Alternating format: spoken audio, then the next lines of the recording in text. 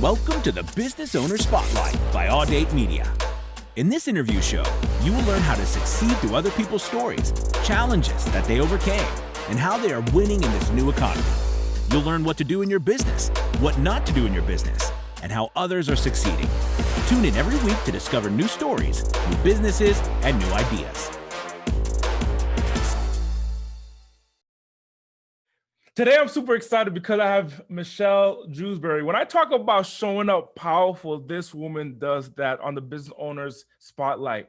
And Michelle is the founder and I believe CEO. I think that's the term when it's nonprofit, but the founder, CEO of Unsilenced Voices. Now, the thing about Unsilenced Voice, actually, I'm going to let her share about her nonprofit, her story, what she has had to overcome, and the change that she's making in this world. Thank you so much for being on the show, Michelle.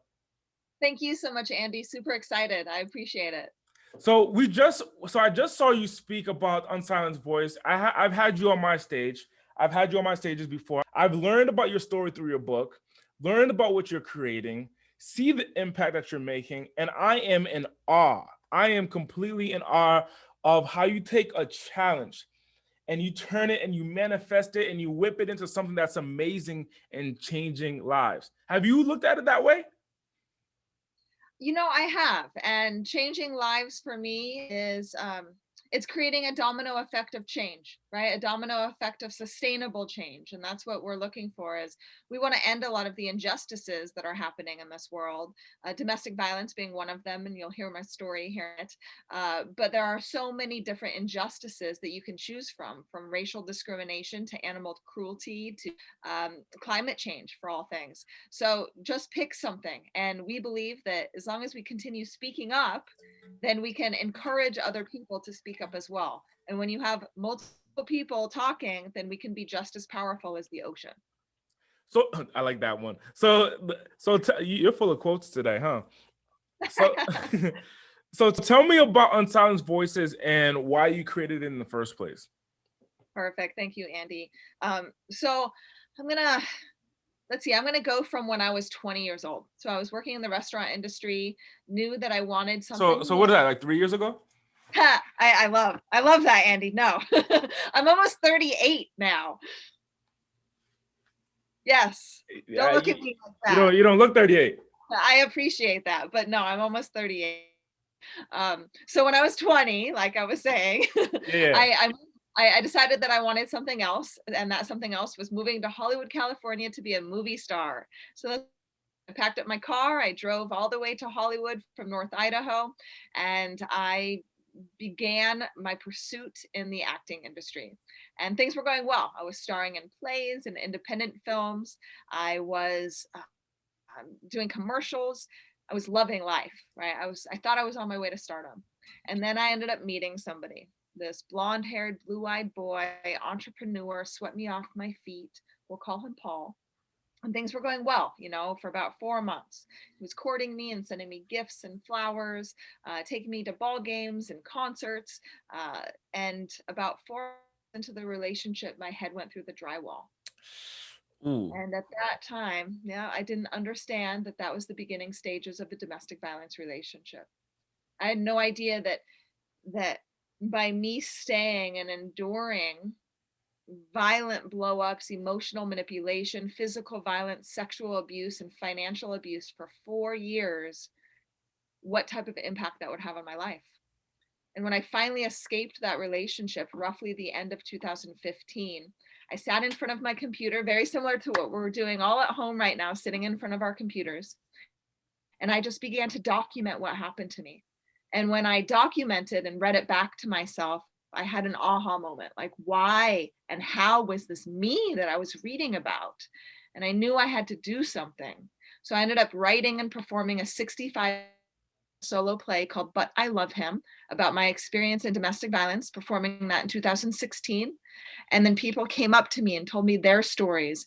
And again, I knew I had to do even more, just like you have to do something even more at home because your story is too big not to share with the world.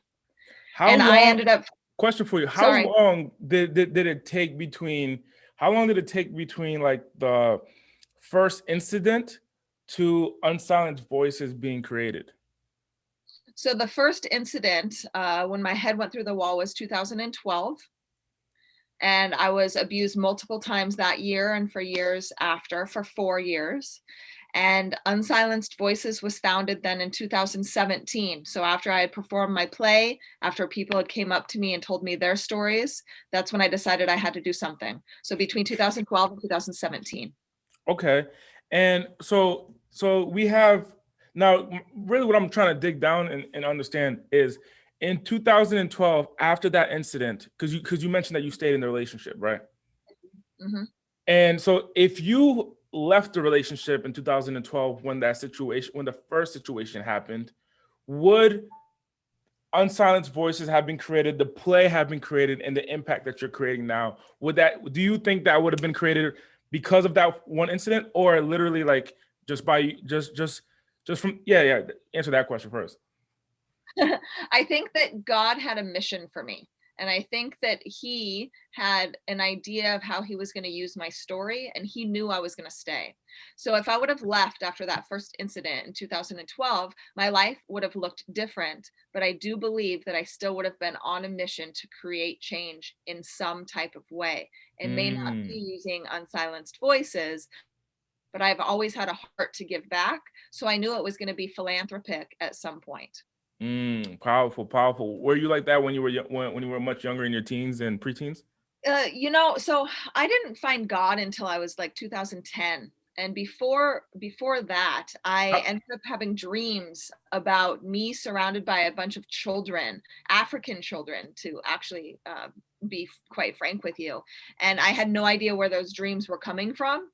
And then after I was saved, things didn't become easier. A lot of people think they do, and they didn't. And I was still in and out of drug use and got myself involved in that domestic violence relationship. But I knew that my story I could then use to help other people. So that's kind of how that happened. And how was that experience for you? Being like finding God, like what my experience, I'll share my experience afterwards, but how did you find God? Like, what was your experience like?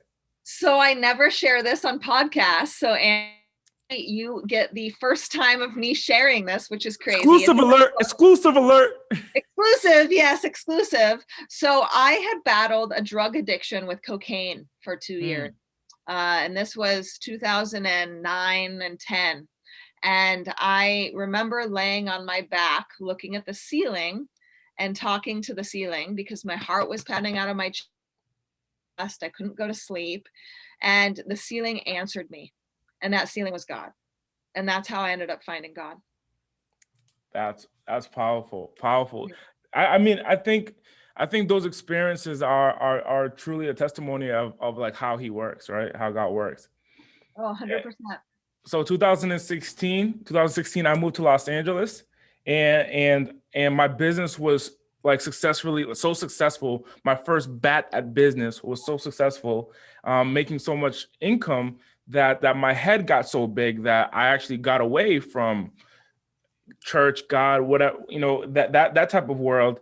But I was raised in the Catholic school, Catholic environment. So I was just following rules. I didn't know God. I was just following sit down, stand up rules. As far as like when you're at church, you got to sit up a certain way. So I was following the rules of Catholicism, but I didn't know God. 2016, I moved to California and my business is going so well. I retired and I wanted to have a relationship with other people in my life. So I was laying down on my back, on my bed, looking up at the ceiling in downtown LA at my house because I didn't have any furniture, right, at the time. And I'm looking up at the ceiling and I said, God, I want a woman in my life. And, I heard that you got to speak it into existence and be specific. So I was like, let me try this. God, I want a girl with a big back, you know what I'm saying? A big badonkadonk and a certain skin color, attitude, so on and so forth. And then I said, okay, great. So then I said, where can I find friends? I look up churches. On my phone, I look up churches near me, and I look up Black churches. A church comes up. I go to that church on a Sunday. As I walk in, the whole place is packed out. And when I walk in, there's like a light shining from someone's phone at a certain seat. I walk up to that seat. because I was like the only place that was available. I sit down, I look to my left, and literally what I pictured in my brain was sitting right next to me. So I started talking to her, and then I turned. So that got my attention. That opened up my eyes. We didn't get into any relationship. I didn't even talk to her after that. But here's what happened. On the front of the pulpit was a black pastor talking about the church wasn't even a black church. It was all down. Everyone was there, but the black pastor was talking about selling drugs and him partaking in drugs. And I said, I resemble him. I feel him. I can see myself in him, rather than the churches of like, the pastor is perfect. And that is an opportunity where I started going in, got baptized, and built a relationship with God. So it's interesting. Both of our stories start off with our back laying on the, I was on the floor. Were you on the? Us laying on the back. No, I was in a bed, but us laying on, and us hearing a response. And it's interesting, just like you said, it's crazy how God works. He works in mysterious ways, but he is very focused on what he wants for his paradise. So now you create, now you learn, you create relationships in the church. What happens therefore after in your story? So now we're backtracking. So 2010, 11, I get clean. I use the power of relationships through the church, and I decided that I wanted to move to Hollywood, California. So that's when I packed up my bags and drove back to California. So I had moved away and then came back to pursue an acting career. And then that's when roughly 8 months after I landed in Los Angeles, I got myself trapped in that abusive relationship. And then my story from there. Gotcha. Now, question for you. What has been, first of all, doing it as a woman, I'm not, a witness to it, but I do see and I hear a lot of the oppression that women experience in business and life in general. Running a nonprofit and the way that you do, where you're growing it through your speaking, what challenges have you experienced as a woman in this world? Well, many challenges, actually. Domestic, one of them, but discrimination is dominant everywhere. And I do a lot of international travels, and that's the hardest part, is when I travel internationally, especially or Ghana and Sierra Leone, certain parts of Europe, the South, the Middle East. When I was in Egypt, just March of 2020, a lot of discrimination happens because I am a woman. Don't necessarily take me as seriously as they would in their culture, but I'm a strong, independent woman, and I will push until people actually hear me.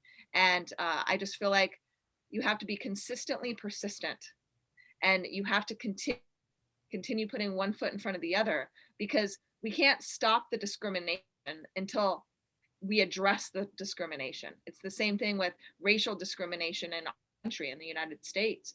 We can't stop until it's addressed. So that's why education is one of the biggest factors that we believe for Unsilenced Voices to grow. So we educate communities, we educate men and women about domestic violence, sexual abuse, and trafficking. So that has been pretty much my largest challenge. And of course, funding. We need funding. So if you are interested, if you're listening to this and you're interested in being part of a movement, being a part of a mission that is really creating significant changes worldwide regarding domestic violence and human trafficking, contact me. Make sure to reach out. unsilencedvoices.org. You can find all the information there. And that's unsilenced past tense, right? With ED at the end? Yeah. So unsilenced, ED, voices.org. Voices, unsilencedvoices.org. Exactly. Mm-hmm. Okay, powerful. And so now, where does the money go to? How does it support?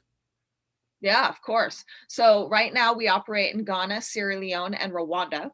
So in Sierra Leone, we do 3 sensitizations a month. We also rescue young girls who have been selling themselves as sex workers on the streets, vocational training, so they their bodies and they're able to sell a skill, whether it's tie-dye Angara or food, baking, whatever that is. We work with the police in all the countries. We believe in collaboration. So in Ghana, we have a partnership with the ARC Foundation. They have the only existing shelter in Accra, Ghana right now. So we help to subsidize that.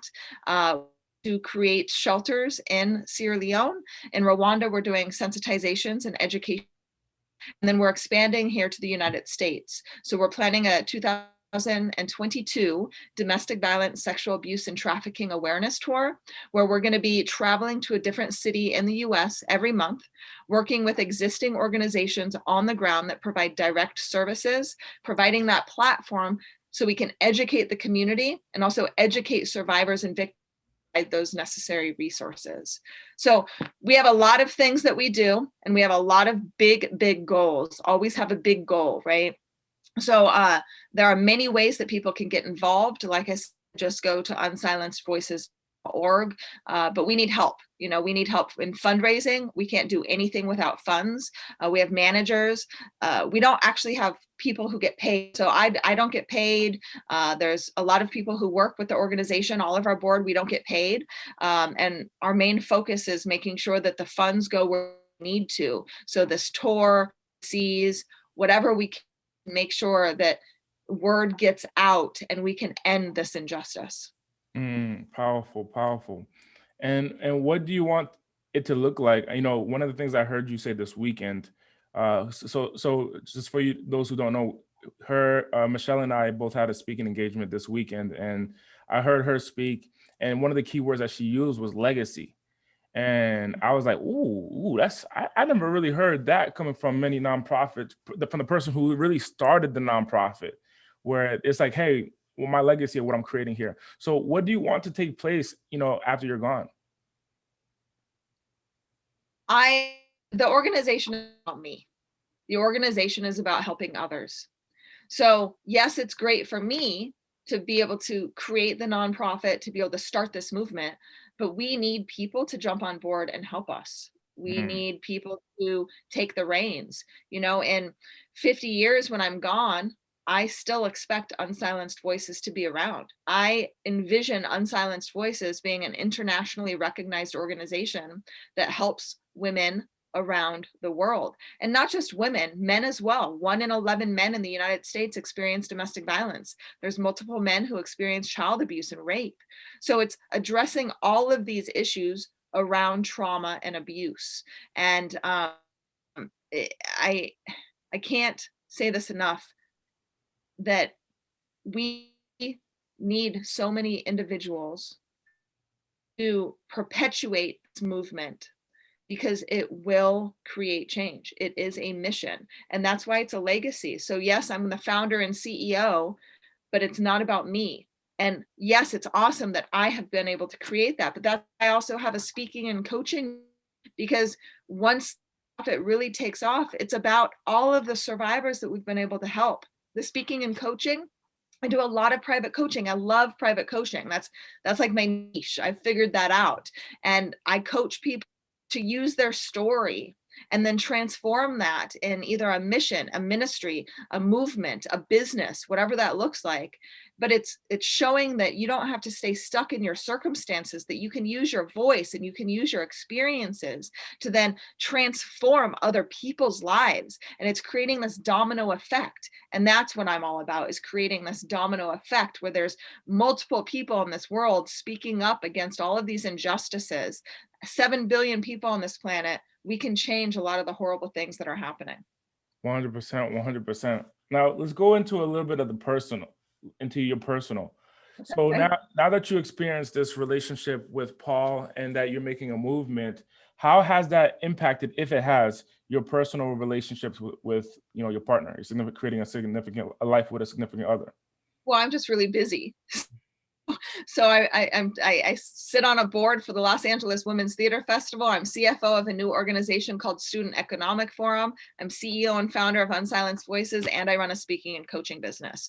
So whomever I'm dating has to understand that I'm busy, you know, and I have invested time in myself. So being a survivor, I've taken those steps to heal, meaning therapy. I still talk to my therapist once or twice a month, making sure that I'm okay, because I have to be okay in order to help other people. And from there, you know, I am dating. You know, I'm dating one guy in particular that I really like. So we'll see what happens. I get smiley about him, so that's great. So I'm not pushing anything. Like I said, I'm busy right now, and he's busy. He's a successful broker as well with precious metals. So we'll see what happens, and if it doesn't happen in that realm, then God has a different man for me. But one of these days I'm planning to get married, maybe have children. I really want to adopt, so I definitely want to adopt some children, but we'll see what happens. Your vulnerability makes you very relatable. I want to acknowledge that. Your vulnerability makes you so relatable, and your transparency allows me and other people like who are listening in to have a relationship with you, even though it's through a screen or through a phone or however you're consuming this podcast. Well, I have nothing to hide, in my first book, But I Love Him, you can find on Amazon. I talk about everything from finding God, from doing drugs, from my abusive relationship, to when I dated a lot of different guys, and I'm very transparent. And I think it's important to be able to share your story and not be embarrassed, because there is not one person on this planet who is without sin. So have mistakes, but it's how do you overcome those mistakes? How do you react to certain situations that can propel you forward? So what can we expect from you moving forward now? Like, what can we expect, the Michelle Jewsbury to create now? There's a lot of things going on, which is wonderful. So with the Student Economic Forum, doing every other month digital event called the International Women's Conference. So you can find us there. We're also on Clubhouse every Tuesday at 3 p.m. time. International Women Making Impact is the name of the room. I am on the 2010 tour with the Global Elevation Summit with Power Team International. So I'm going to be traveling every month to a different city around the nation. We are planning with the Student Economic Forum to also go into Egypt or the Middle East and educate students about using their voice to make a difference, and holding a seminar there. So we were hoping March 2022, but it looks like a little further. With Unsilenced Voices, we're expanding. We have our first awareness event and fundraising event happening July 22nd in Las Vegas at the Bears Best Country Club. So again, July 22nd, we need sponsors. We need help with that, volunteers, money, sponsors. I can't say sponsors enough. We've got a really great sponsorship package. And then of course, for the audience, it's really inexpensive to get in. It's a lunch event with happy hour cocktails. So make sure to get your tickets if you just want to come and attend. You can find all of that information on unsilencedvoices.org. And I'm also speaking and doing a lot of coaching. So I've got a lot of different events. I'm going to be traveling to Miami the beginning of July, speaking at an event with Emily Latran. I think I'm going to be speaking with Andy Audate here in a couple of weeks at the Progression Conference, and multiple other events coming up. So you can find all of that information at michellejewsbury.com. Michelle Jewsbury, and michellejewsbury.com, as well as go to unsilencedvoices.org. Be sure to learn about her mission. I stand behind that. I've seen the videos, and I think the videos are on that webpage. And what are the lasting things that you want to share on the show, Michelle, to the people who are listening? So one of my favorite quotes you created. Yeah, perfect. So one of my favorite quotes is "Just keep swimming." So no matter what happens, just keep going. Just put one foot in front of the other. It's so incredibly important. And actually, if it's okay with you, I'd love to gift out a free gift to your audience. Perfect. So everybody has one of these. It's called a cell phone. So if you want to receive a, let's see, what do I want to give you? Let's see, I'll give you the 5-step system to help you overcome challenges. It's a really pretty PDF document, really read, but text the word UNITE, UNITE, to 26786. Again, UNITE to 26786, and you'll receive a 5-step system to help you overcome those challenges. And you'll also be connected to the community. So anything that is happening, you'll get emails and text messages. Not a lot, we don't bombard you, but enough to let you know what's happening. Right on. So that's UNITE, UNITE, 26786. Once again, thank you so much for being on the show, Michelle. Thank you so much, Andy. Tune in every week to discover new stories, new businesses, and new ideas. Business Owner Spotlight by AudateMedia.